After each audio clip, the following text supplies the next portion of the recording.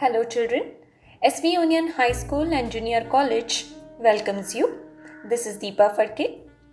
We are going to learn Standard 10th English 2.2 lesson, the 3 questions in this session. So let's begin with the word meanings.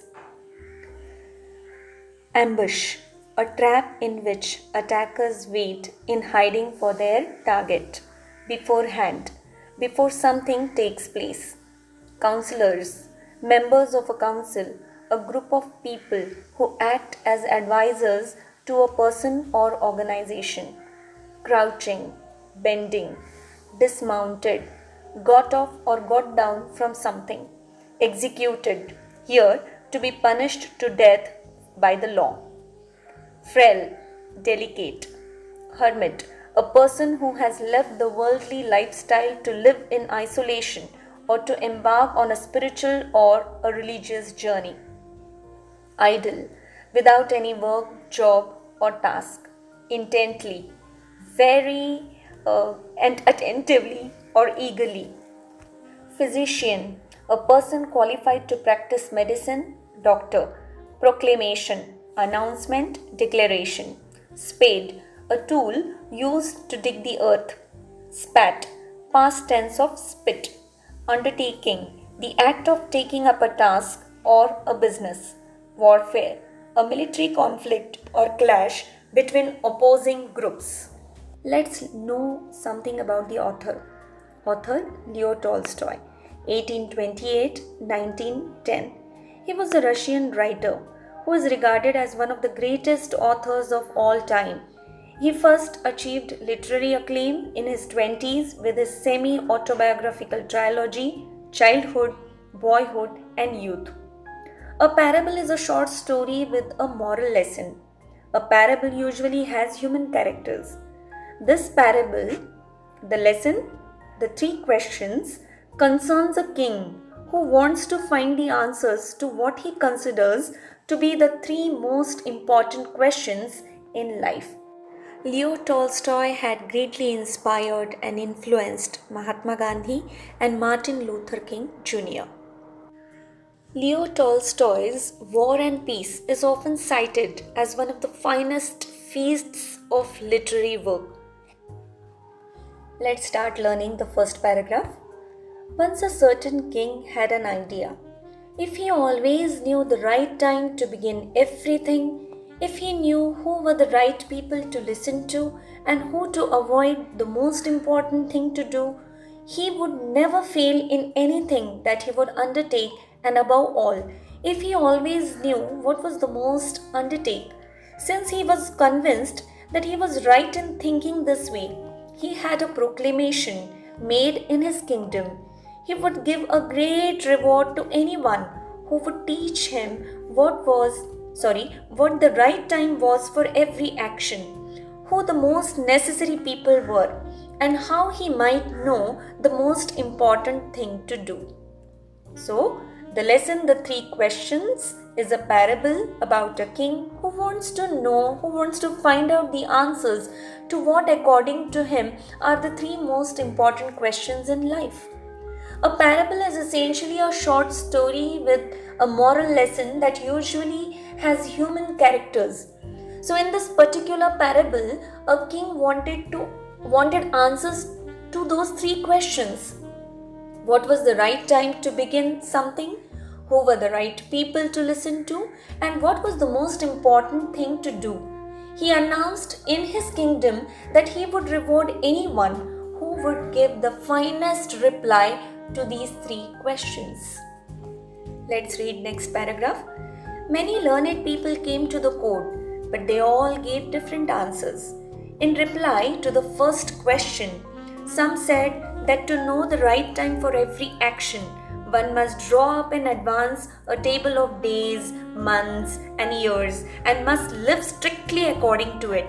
Others declared that it was impossible to decide beforehand the right time for every action, but that not letting oneself be observed in idle pastimes, one should always attend to all that was going on and then do that was most essential.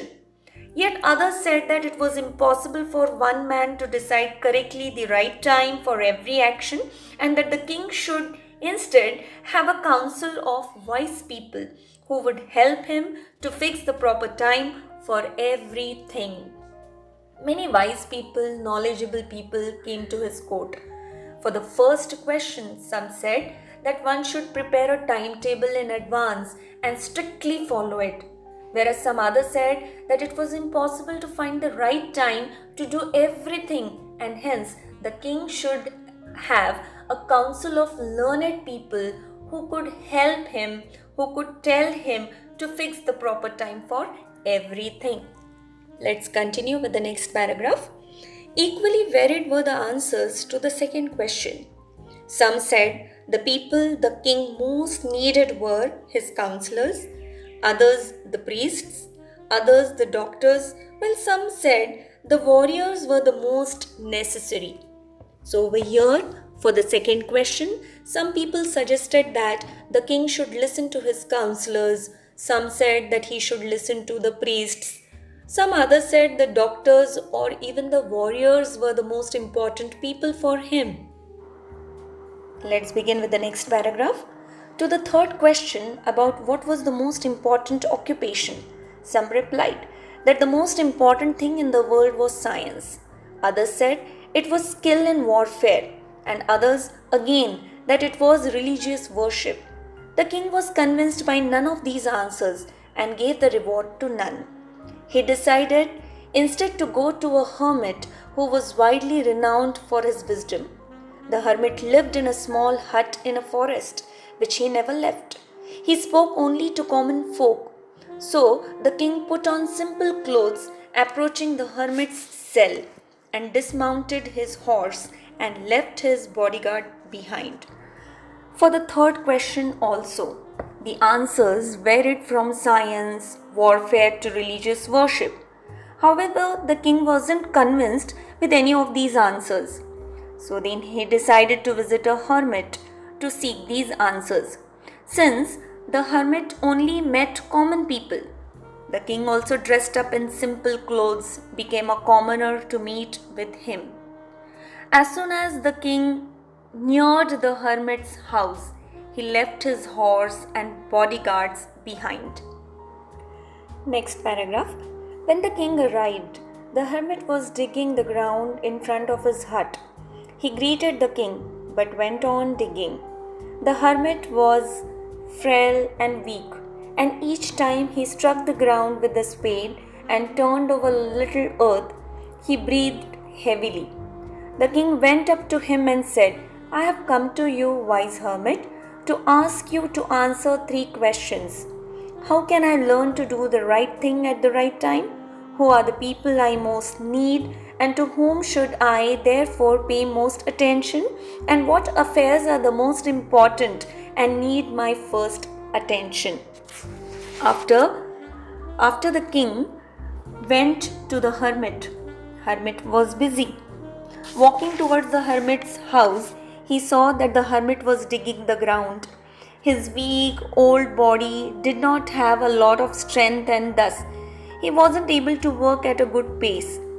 The king greeted him, asked him the 3 questions, but the hermit did not say anything and resumed digging. Next paragraph. The hermit listened to the king, but said nothing. He just spat on his hand and resumed digging. The king watched in silence for a while. Then, feeling sorry for the hermit, he said, "You are tired. Let me take the spade and work a while for you." The hermit silently handed over the spade and sat down on the ground. When he had dug 2 beds, the king stopped and repeated his questions.